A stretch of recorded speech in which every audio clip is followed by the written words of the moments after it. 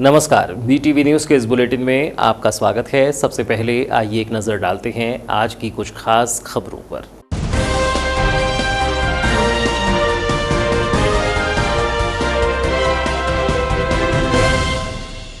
जिले में दूसरी बार पकड़ाई नकली नोटों की खेप। 5 करोड़ के नकली नोटों की खेप पुलिस ने की बरामद। मामले में 8 आरोपियों को पुलिस ने किया गिरफ्तार। बालाघाट और गोंदिया जिले से पकड़ाए आरोपी आदिवासी अंचल में नकली नोटों को खपाने की थी तैयारी।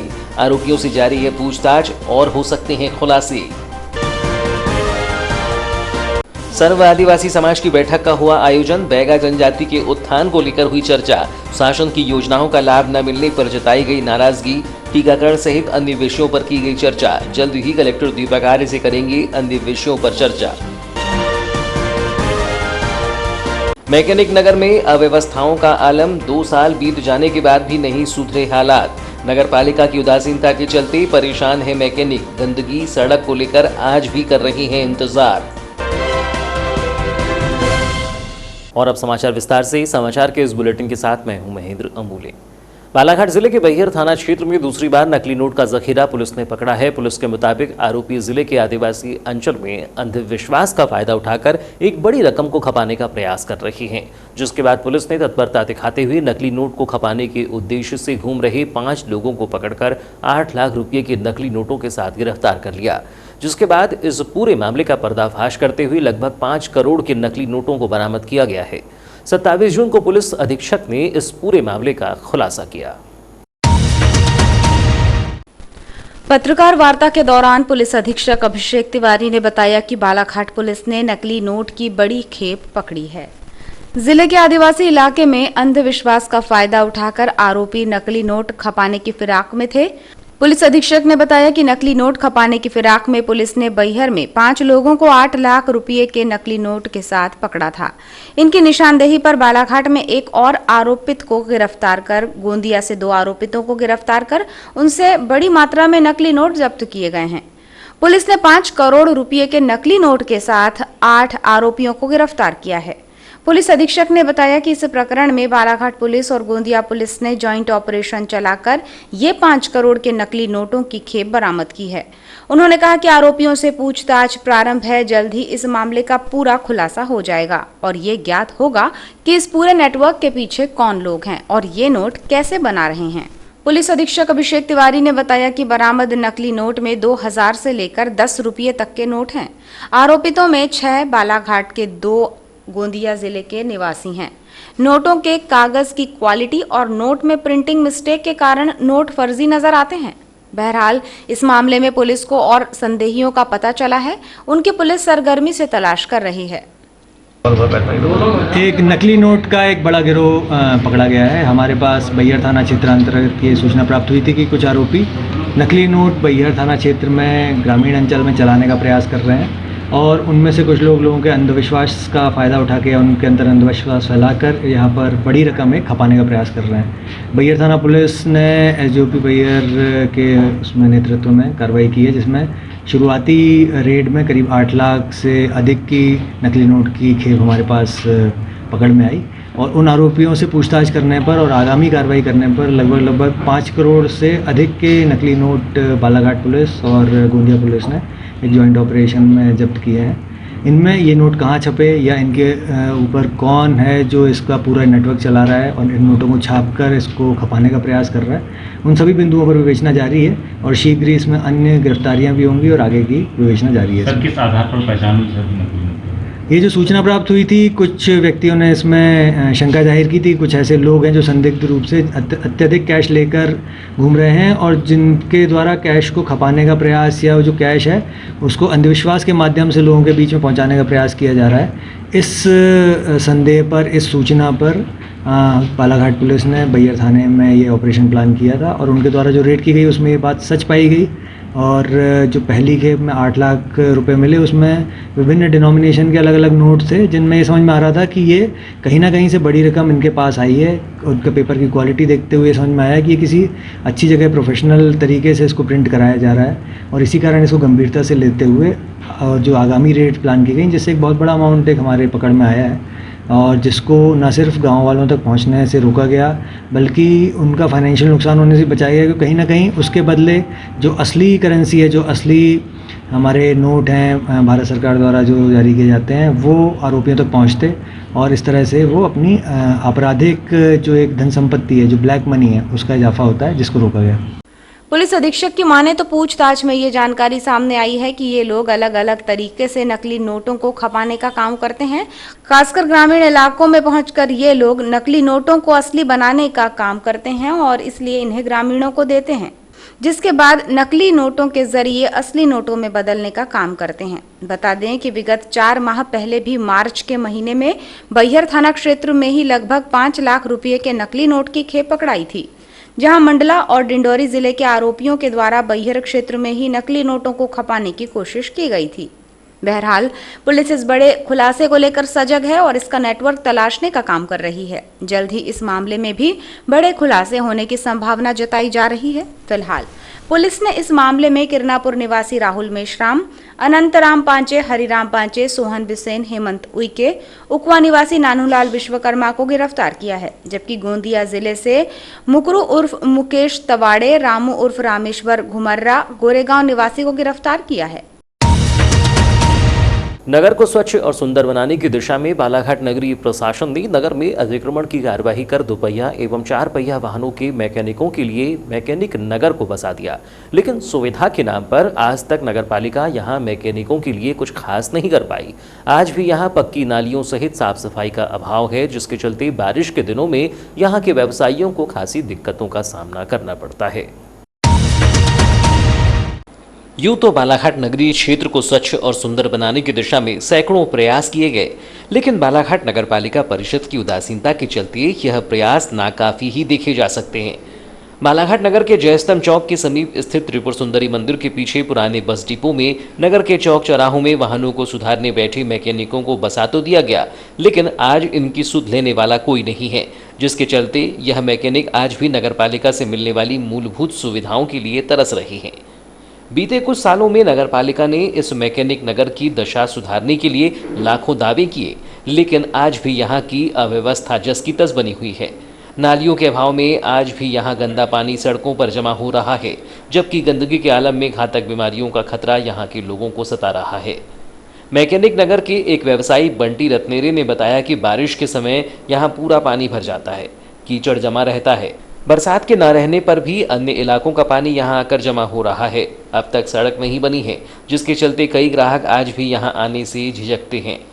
नगरपालिका से भी कचरा गाड़ी आज तक नहीं पहुंची है। प्रारंभ में मात्र 2 बार नगरपालिका की कचरा गाड़ी आई थी, लेकिन अब हमें खुद सफाई करना पड़ता है, जबकि हम सभी मैकेनिक 20 रुपये प्रतिदिन नगरपालिका को राजस्व के तौर पर दे रही हैं, लेकिन व्यवस्थाओं के नाम पर नगरपालिका ने हमें कुछ नहीं दिया है। पूरा पानी भरा हुआ है अभी, तो फिर गंदा पानी आता है बह के, यहाँ हॉस्पिटल का है कहाँ का पता नहीं, पूरा यहाँ भयंकर बहता है। क्या वजह है जो यहाँ पर पानी जमा हो जाता है? बाहर का पानी आता है, जैसे पानी गिरता है ना, तो उसका ओवरफ्लो का पानी जो है वो आता है। डाउन में है ये एरिया। बरसात नहीं भी रहती, उसके बावजूद भी जो है अब हॉस्पिटल का पानी कहाँ का पानी है वो पूरा यहाँ पे आके पूरा इस जितना इलाका दिख रहा है पूरा ऐसा पूरे में बहते हुए फिर उड़ जाता है, पूरा कीचड़ हो जाता है यहाँ पे। और अभी तक क्या है यहाँ पे देखो, ये रोड की व्यवस्था देखो, यहाँ लेडीज नहीं आती कोई भी हमारे पास काम करवाने के लिए, जाती कई गाड़ी चलाते उनको बनता नहीं ऐसी रास्ते में, रोडें खराब है, तो रोड थोड़ी सी बन जाना चाहिए, अच्छी कर देना चाहिए इसको। पूरे कचरे पड़े रहते हैं, कचरा उठाने वाला जैसा कि नगर पालिका स्वच्छता अभियान की बातें करती है, हाँ, यहाँ कितने दिन में एक बार गाड़ी पहुँचती है? नगर पालिका की गाड़ी कभी नहीं पहुँची है। सबसे शुरू में बार पहुँची थी 1 या 2 बार, जब दुकानें हमको अलर्ट हुई यहाँ पे दिए थे ना, उस समय पहुँची थी, उसके बाद से अभी तक कोई नहीं आया है। इसी तरह फ़हीम खान ने बताया कि आज 2 वर्ष मैकेनिक नगर को बनाए हुए बीत चुके हैं, लेकिन आज भी यहाँ मूलभूत सुविधाओं का अभाव है। नालियों के ना होने से गंदा पानी बहकर दुकानों के सामने जमा हो जाता है, जिसके चलते ग्राहक गंदगी में आना पसंद नहीं करते। साथ ही अब तक सीमेंट्रीकरण को लेकर भी कोई पहल नहीं की गई है। नहीं, सुधार तो कुछ नहीं हुए हैं। यहाँ पर जो नाली वाली की समस्या ज़्यादा है, और नाली से ओवरफ्लो का जो पानी आता है पूरी दुकानों के अंदर घुसता है, तो उसमें क्या है, ग्राहक भी आने को यहाँ कतराता है, कीचड़ हो जाता है। और यहाँ नाली की समस्या है, और यहाँ रोडों के अंदर जो सीमेंटीकरण कीचड़ हो जाता है, तो कीचड़ की वजह से ग्राहक भी नहीं आ पाते। सीमेंटीकरण की भी बात कही गई थी, यहाँ पे करवाया जाएगा, तो क्या इस बीच में कोई प्रशासन का नुमाइंदा यहाँ पर आके देखा या कुछ? नहीं, ऐसा कोई कार्रवाई नहीं हुई यहाँ पर। कुछ कार्रवाई हुई? नहीं। तो क्या चाहते हैं आप, क्या क्या व्यवस्थाएं यहाँ पे बनना चाहिए तो यहाँ पर सब अच्छे से रहेगा? पालिका जो पैसे निधि नगर पालिका यहाँ पर नाली की व्यवस्था कर दे, और दूसरी चीज़ है यहाँ पर कि रोड की व्यवस्था कर दे। जो अंदर यहाँ पानी भर जाता है, इसकी वजह से ग्राहक भी आग नहीं होता है। सब नालियों का पानी, गंदी नालियों का पानी दुकानों के अंदर घुसता है, और यहाँ कचरा बहुत पड़े रहता है। यहाँ पर कोई सफाई अभियान का भी कोई कार्यक्रम नहीं चलता। रविवार को रानी दुर्गावती सामुदायिक भवन में सर्व आदिवासी समाज की बैठक का आयोजन किया गया था। बैठक के दौरान विशेष संरक्षित जाति बैगा समाज के उत्थान और उन्हें समाज की मुख्यधारा से जोड़ने के विषय में चर्चा की गई। कोरोना संक्रमण, लॉकडाउन, सोशल डिस्टेंसिंग और क्वारंटाइन जैसी चीजों से बेखबर आदिवासी बैगा समुदाय अपनी रोजमर्रा की जरूरत की पूर्ति तक नहीं कर पा रहा है। आम दिनचर्या में लगने वाली चीजों के लिए साप्ताहिक हाट बाजार या फिर शहर से आने वाले छोटे व्यापारी ही उनकी निर्भरता का पर्याय हैं। इन बैगा परिवारों को सरकारी राहत उतनी मात्रा में नहीं पहुंच पा रही है जितना उसका प्रचार प्रसार हो रहा है। इन्हीं सब समस्याओं को लेकर आज बालाघाट में आदिवासी बैगा समुदाय के अध्यक्ष साधुराम धुर्वे और सर्व आदिवासी समाज के अध्यक्ष भुवन सिंह कुर्राम की उपस्थिति में बैठक हुई, जिसमें आदिवासी समुदाय से जुड़े कोर कमेटी के पदाधिकारी उपस्थित हुए। बैठक में आदिवासी बैगाओं की आम दिनचर्या से लेकर सरकार की ओर से मिलने वाली मदद पर विस्तृत चर्चा की गई। साथ ही सरकारी योजनाओं के क्रियान्वयन में आ रही बाधाओं को दूर करने के लिए जल्द ही जिला कलेक्टर से चर्चा करने की बात कही गई। भुवन सिंह कुर्राम ने बताया कि आदिवासी समाज की समस्याएं कभी सरकार की प्राथमिकता में नहीं रही। खुद के विकास में उलझे नेताओं और अफसरों ने कभी भी इनकी समस्याओं को समझने की जहमत नहीं की, जिसका खामियाजा उन्हें कोरोना संक्रमण और लॉकडाउन के चलते आज भी उठाना पड़ रहा है। ये आदिवासी की जीवटता ही है कि वे घने जंगलों के बीच बिना किसी सरकारी मदद के जीवन यापन कर रही हैं। ऐसे में उनकी समस्याओं के समाधान को लेकर आज सर्व आदिवासी समाज की ओर से कोर कमेटी की बैठक बुलाई गई, जिसमें आगामी समय में जिला प्रशासन को इन समुदायों की विभिन्न समस्याओं के निराकरण के लिए पहल करने ज्ञापन दिया जाएगा। प्रत्यक्ष रूप से जो पिछले लॉकडाउन के समय में हर गांव में जा के देखी है कि उनकी दशा क्या है, क्योंकि 72 साल हो गए कांग्रेस सरकार और बीजेपी सरकार, दोनों सरकारों ने बड़ी बड़ी बातें इन लोगों के लिए किया है। इसे विशेष मानव का दर्जा भी दिया गया है, लेकिन उसके अनुरूप जिस तरह से सारी सरकारों को संवेदनशील होना था इनके प्रति, आज तक ऐसा कुछ लगा नहीं। आज भी वो उसी कंडीशन में जी रहे हैं जो हमारे स्वतंत्रता के पहले जब जी रहे थे, उसी हालात में आज भी हैं। और जितनी भी परियोजनाएं आए हैं बैगा समाज के बैगा प्राधिकरण के नाम पे कहें या बैगा उत्थान के लिए, वो सारी की सारी योजनाएं जो हैं वो सरकार के अफसरों ने और सरकार के जो राजनीतिक नेताओं ने डकार ली है, और जो उनका विकास जो कागज़ों पे लिखा जाता है वो उस ज़मीनी स्तर पे जाके देख के समझ आता है कि कौन सा विकास हुआ है और किसका विकास हुआ है। तो ये इन्हीं की जो मूलभूत समस्याएं जो इनके जीवन के लिए है, उन समस्याओं को निराकरण करने के लिए, और जिस प्रकार से उनकी जो योजनाएं मूल चल रही है, जैसे भरण पोषण की जो योजना आ रही है, उसमें बहुत सी कागजी कार्रवाई जो है उसके कारण में दिक्कत आ रही है। आदिवासी बैगा समुदाय के अध्यक्ष साधुराम धुर्वे ने कहा कि आज भी बैगा समुदाय समाज की मुख्य धारा से अलग है। कोरोना काल में आज जहां टीकाकरण पर जोर दिया जा रहा है, ऐसे में बैगा ग्रामों में भी टीकाकरण अभियान चलाने की आवश्यकता है। आज भी बैगाओं को शासन की योजनाओं का लाभ नहीं मिल रहा है, जिसको लेकर आज बैठक में चर्चा की गई है। जल्द ही इन्हीं कुछ मांगों को लेकर जिला प्रशासन से चर्चा की जाएगी। कृषि के क्षेत्र में भी विशेष ध्यान दें।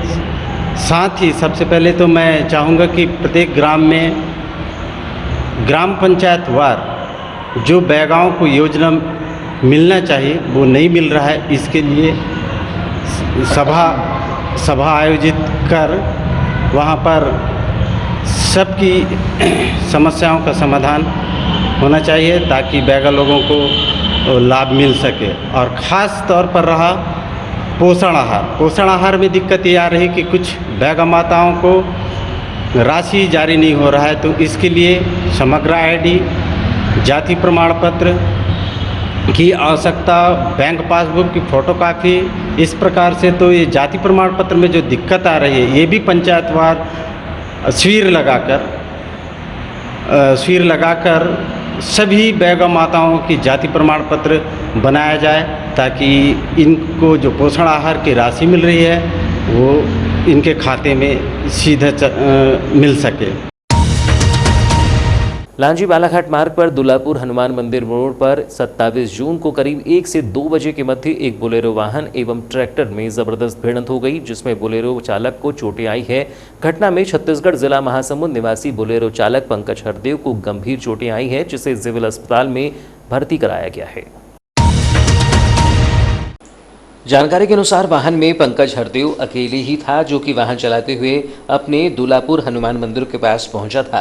इसी वक्त दुलापुर की ओर से एक ट्रैक्टर वाहन चालक राजेंद्र नागफो से कोचिवाही रेत घाट से रेत लेकर ग्राम बम्हनवाड़ा जा रहा था। तेज रफ्तार में वाहन को चलाते हुए बोलेरो वाहन को जबरदस्त टक्कर मार दी। दुर्घटना में बोलेरो सवार पंकज हरदेव, जो कि सीट बेल्ट बांधे हुए थे, इसलिए अधिक चोट नहीं आई। सीने सहित शरीर के अन्य अंगों में चोट आना बताया जा रहा है। वहीं बोलेरो वाहन को काफ़ी नुकसान हुआ है।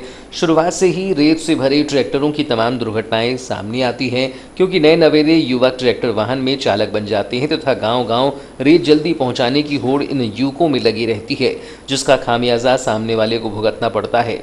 घटना के बाद राहगीरों का जमावड़ा लग गया। तत्काल ही घायल बोलेरो वाहन चालक को सिविल अस्पताल लांजी में उपचार के लिए भर्ती कराया गया, जहां उसका उपचार चल रहा है। बोलेरो वाला जो है 20 से सीधा है, तो ये स्पीड में थी, क्या स्पीड रही होगी?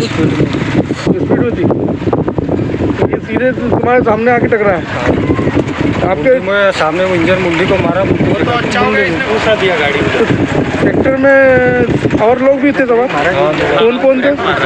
क्या नाम? रवि? रवि क्या बोले? रवि का सरनेम वालापुर है। और राजेंद्र भी था। राजेंद्र सरनेम नांगफा से।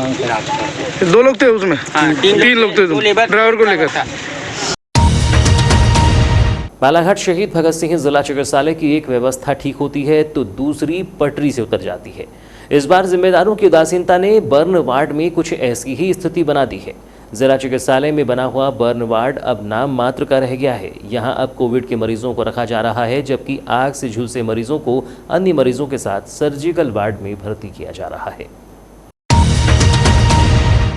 शहीद भगत सिंह जिला चिकित्सालय में व्यवस्थाओं के नाम पर खाना पूर्ति ही दिखाई देती है।